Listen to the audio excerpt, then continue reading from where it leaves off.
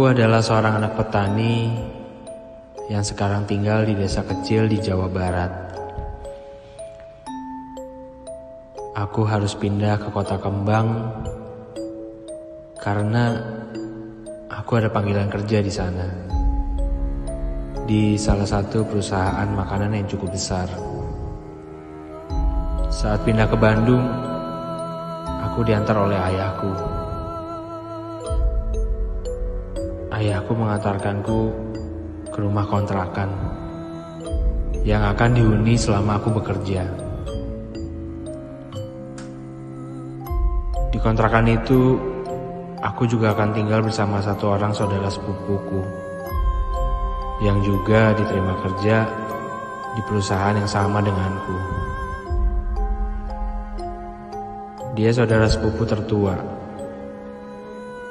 bernama Gani, yang tinggal bertetanggaan selama di desa.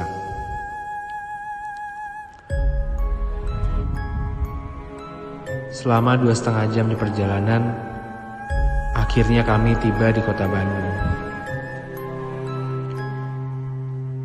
Ini adalah pertama kali aku tinggal jauh dari orang tua. Perasaan campur aduk tentu aku rasakan saat itu.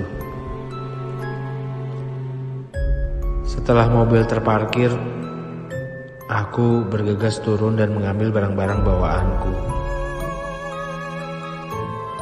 Sembari mengangkat bawaan, aku dan ayah langsung menyusuri sebuah gang kecil. Berjalan sedikit jauh ke dalam dan sampailah kami di depan kontrakan itu. Assalamualaikum. Kami mengucap salam sembari memasuki rumah yang pintunya memang terbuka.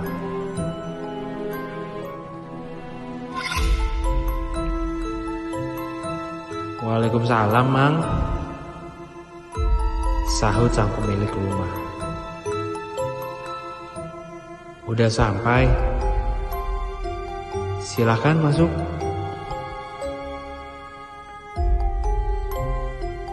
Saat itu, aku tersenyum dan mengangguk dan melihat sekeliling. Rumah tersebut adalah rumah tua dengan 2 lantai dan sedikit tidak terawat. Saat itu, aku memaklumi hal tersebut. Apalagi budget yang ayah miliki untuk menyewa rumah kontrakan sangat terbatas.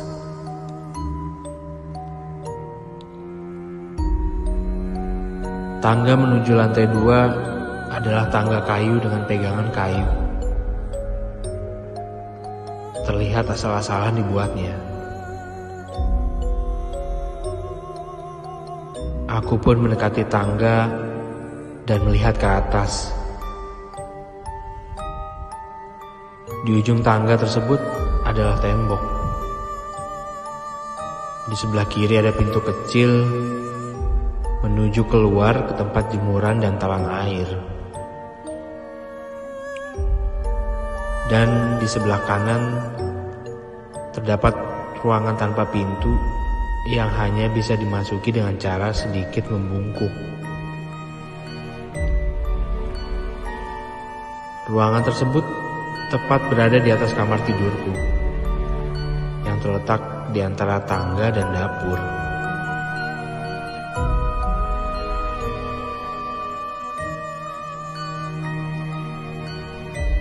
Gani lebih memilih kamar paling ujung di dalam. Sekitar 3 langkah dari tangga, tepat di seberang dapur yang merupakan akses menuju satu-satunya kamar mandi di rumah itu.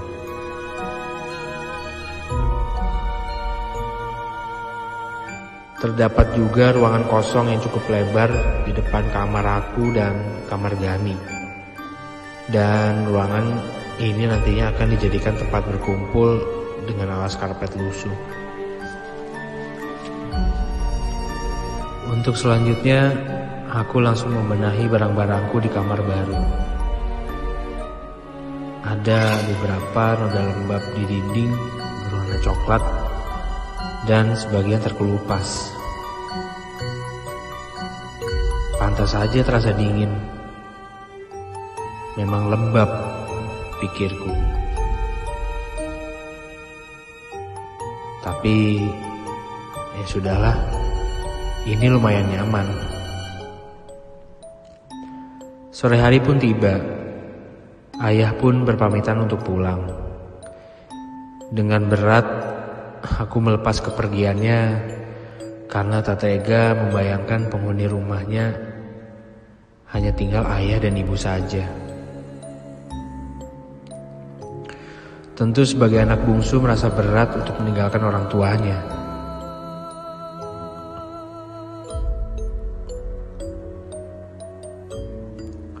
Singkat cerita, 1 bulan menempati rumah tersebut, aku tidak merasakan ada yang aneh. Atau mungkin aku mengabaikannya karena sibuk pada ospek dan persiapan kerja. Oh iya, aku bukanlah sosok anak indigo. Namun, aku terkadang bisa merasakan keberadaan makhluk halus di sekitarku. Sampai pada suatu hari, kesibukan di tempat aku bekerja mulai berdatangan.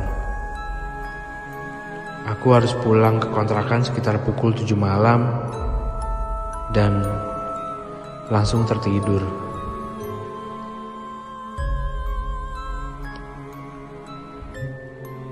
Setelah lama aku tertidur, aku terbangun dengan keadaan sekeliling yang gelap sekali.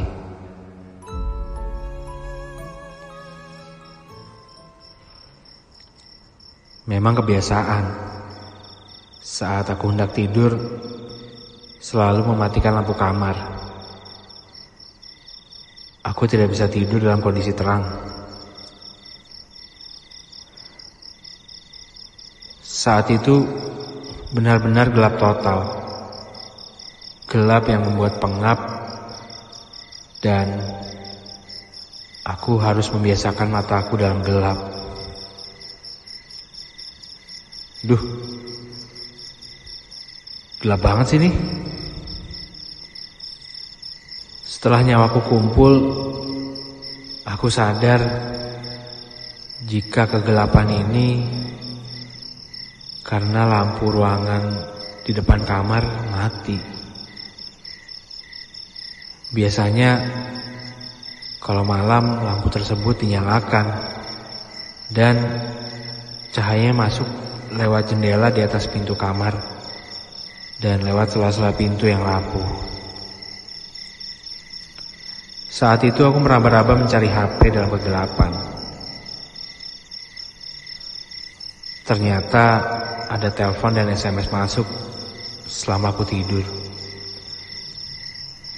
Dari saudaraku, Gani, yang mengabarkan dia tidak bisa pulang karena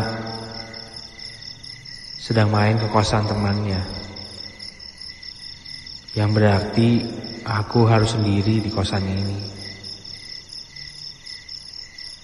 Saat aku melihat jam, ternyata saat itu sudah pukul 2 malam. Aku sedikit merinding dan berusaha untuk tidur kembali. Tapi kantukku sudah hilang. Jadi aku memaksakan untuk menutup mata dan pikiranku melayang ke sana kemari. Seketika aku teringat. Aku ingat sekali. Bukannya tadi pas pulang aku buka pintu utama dan langsung nyalain lampu ruang depan ya.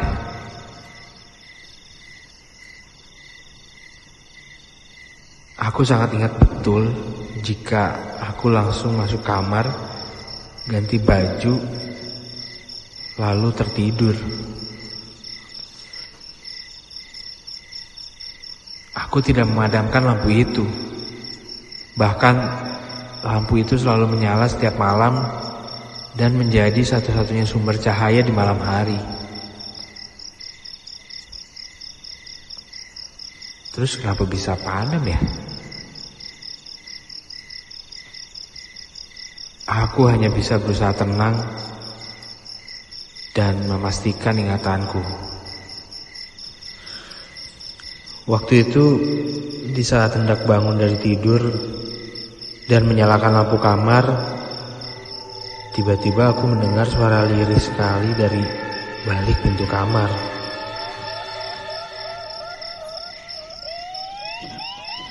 Saat itu,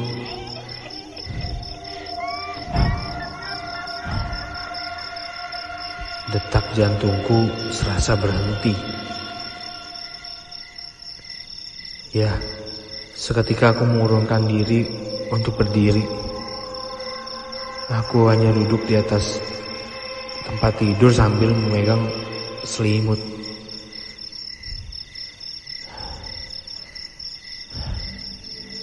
Aku diam dalam posisi waspada, ragu dan yakin antara mendengar suara tawa yang begitu lirih dan berusaha meyakinkan diri sendiri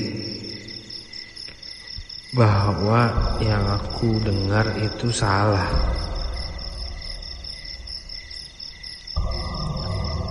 Aku terus berusaha fokus, tapi yang didengar hanya hening. Pelan-pelan aku kembali ke posisi tidur, berhati-hati sekali seakan-akan membangunkan sesuatu yang aku pun tak tahu apa. Kemudian suara kaki kecil berlari melintas di depan kamarku. Otakku langsung merespon jika itu adalah tikus. Tikus? Ya, itu tikus. Atau mudah-mudahan tikus di pikiranku.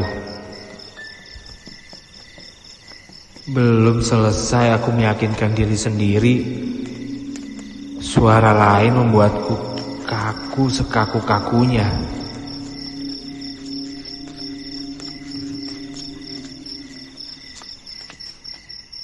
Suara apa sih? Suara sesuatu diseret.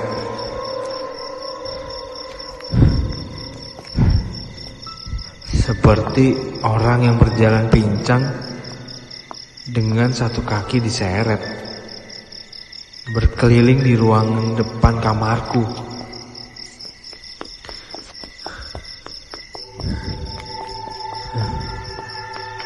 Sesekali mendekati ke arah kamarku dan sesekali ke arah kamar Gani dan berputar lagi. Suara tertawa lirih itu muncul lagi. Kali ini aku yakin jika aku tidak salah dengar. Dengan ketakutan aku menutup seluruh tubuhku dengan selimut sembari memejamkan mata rapat-rapat.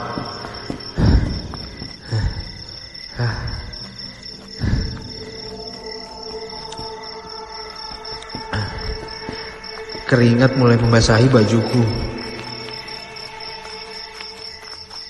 Saat itu aku berusaha membaca ayat apapun yang diingat, tapi tidak satupun lancar yang aku ucapkan. Saat itu terbesit dalam pikiranku untuk bangun dan menyalakan lampu kamar. Pikirku kalau terang ia akan lebih tenang.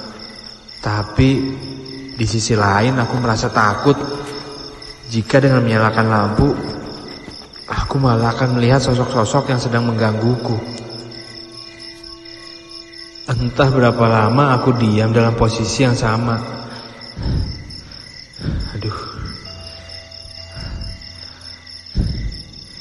Tidak bergerak dan suara-suara itu tidak kunjung pergi.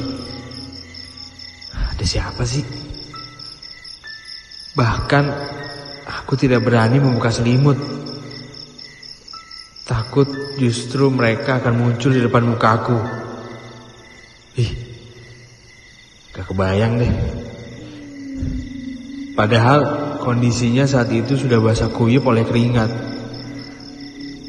Mungkin karena tubuhku lelah setelah tegang dalam waktu lama, akhirnya aku pun tertidur dengan sendirinya. Singkat cerita, aku terbangun saat azan subuh berkumandang.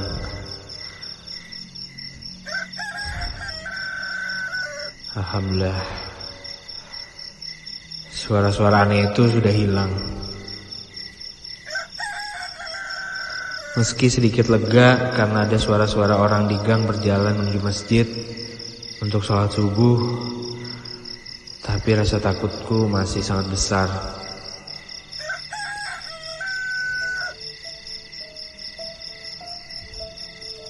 Itu adalah momen pertamaku berkenalan dengan penghuni kontrakan. Walau tidak bertatap muka langsung, tapi perkenalan itu membekas hingga sekarang. Aku tidak menceritakan kejadian tersebut kepada saudaraku si Gani. Bukan apa-apa. Aku sendiri takut menceritakan ulang saat aku masih tinggal di rumah itu. Dan kami mengontrak selama 1 tahun.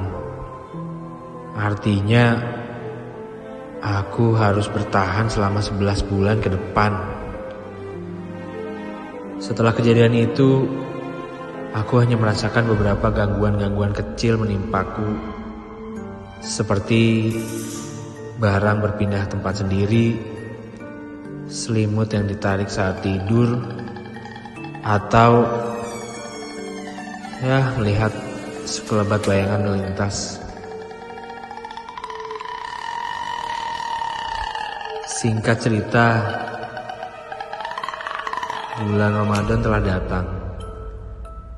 Gangguan kecil itu mulai berkurang, meski tidak 100% hilang.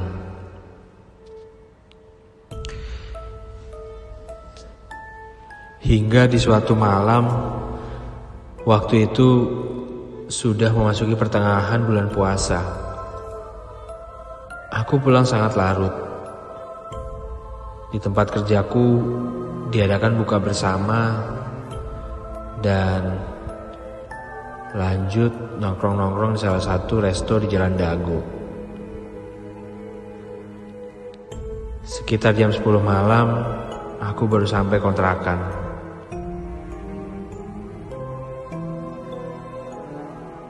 Keadaan kontrakan amat sangat gelap, seolah-olah tak berpenghuni. Seketika aku telepon Gani, menanyakan kapan ia pulang.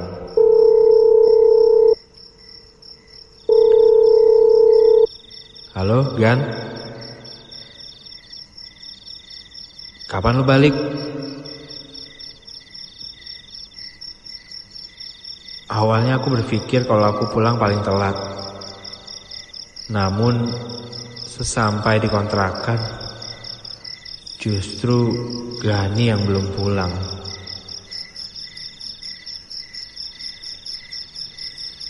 Dan di telepon, Gani bilang kalau dia tidak akan pulang malam ini, karena ia akan menginap di rumah Reza, salah satu teman kerjanya. Sial, sendirian lagi deh. Sambil aku menyalakan semua lampu, bahkan lampu kamar mandi pun aku sengaja nyalakan. Karena aku teringat dan untuk berjaga-jaga kejadian tempo hari, supaya tidak terulang kembali. Malam itu aku segera bersih-bersih dan setelah mengganti pakaianku, aku segera ke kamar dan beranjak ke tempat tidur. Saat itu aku lelah sekali.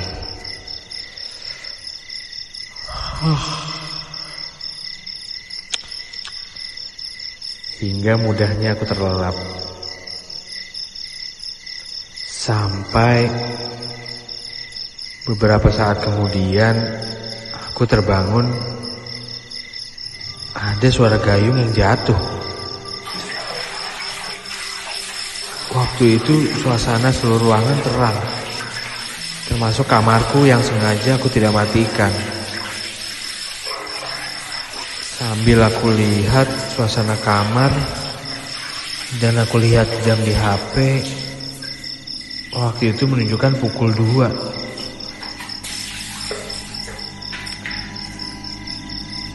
Si Gani pulang kayaknya ya.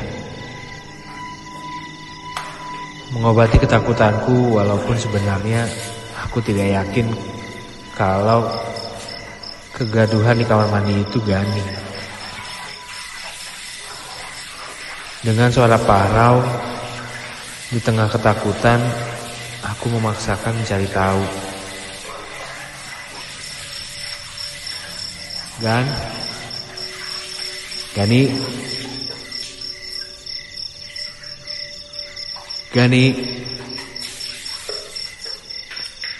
Anehnya suara di kamar mandi itu hilang. Langsung senyap. Tak terdengar suara air setetes pun. Saat itu perasaanku mulai tidak enak. Ketakutanku semakin kuat. Sampai kembali aku bersembunyi di balik selimut. Duh, apalagi nih. Dan mencoba aku pejamkan mata, walaupun malam itu kantuk sudah benar-benar hilang.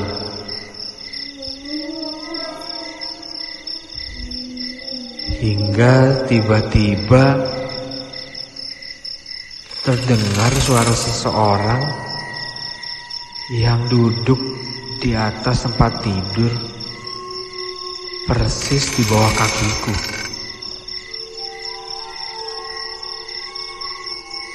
Dengan berat, aku buka mataku perlahan, bermaksud mencari tahu apa yang sebenarnya sedang terjadi.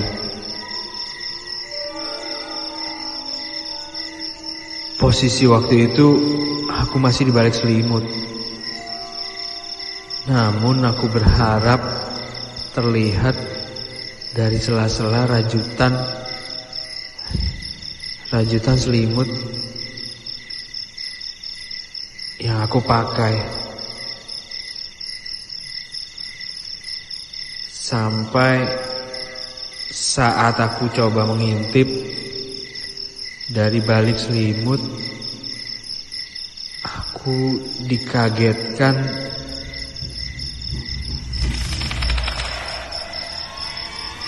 ya Tuhan, terlihat samar-samar ada seorang nenek-nenek duduk tepat di ujung tempat tidurku.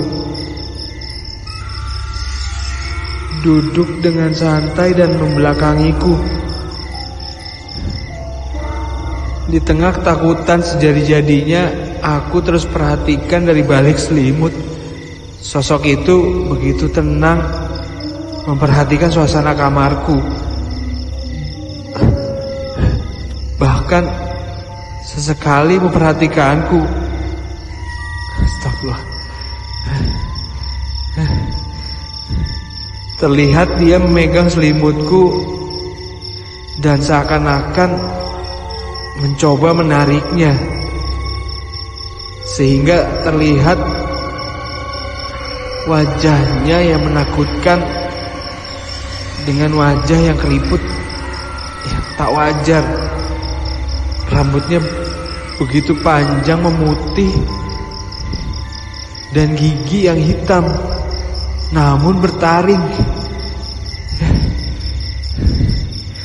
Dan dia tarik selimutku seolah-olah mau melihat wajahku. Jangan. Dengan segenap tenaga yang kupunya, aku segera beranjak bangun dan berlari menjauh sambil kepalingkan wajahku. tanpa aku lihat sosok itu sedikit pun. Bahkan aku dobrak pintu kamarku, yang terdengar saat itu dia ketawa begitu nyaring, seperti menertawakanku. Ketakutanku menjadi. Saat itu aku tak hiraukan apa-apa. Aku hanya mencoba keluar dari kamar itu dan keluar dari rumah itu. Hingga setelah aku keluar, aku berjalan ke suatu kios yang tepat ada di seberang jalan. Kios itu memang buka 24 jam dan aku pun sudah kenal dengan pemiliknya. Karena sekali selama aku mengontrak di rumah itu, kios itu tempat jajanku. Sesampainya di kios, bapak kios keheranan melihatku dengan wajah pucat dan nafas yang terengah-engah, bahkan tanpa alas kaki.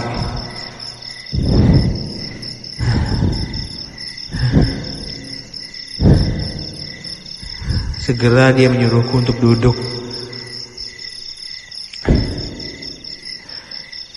Dan memberikanku minum.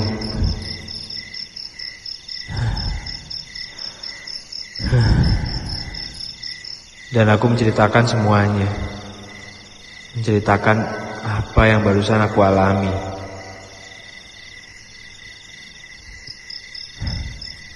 Hingga bapak kios itu pun bercerita kalau rumah yang aku kontrak itu dulunya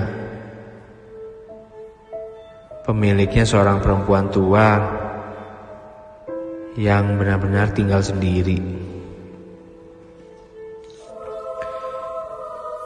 yang hanya ditengok anak cucunya hanya beberapa kali dalam 1 tahun. Hingga di suatu hari perempuan tua itu ditemukan sudah meninggal. Jenazahnya tergeletak di lantai 2 di samping jemuran tepat depan kamar. Setelah kejadian itu, rumah itu sempat kosong hampir 3 tahun. Awalnya si bapak kios tidak mau dan tidak akan menceritakan masa kelam rumah itu, karena justru malah membuatku takut. Namun karena sudah kejadian, akhirnya dia menceritakan dan membicarakan semuanya malam itu.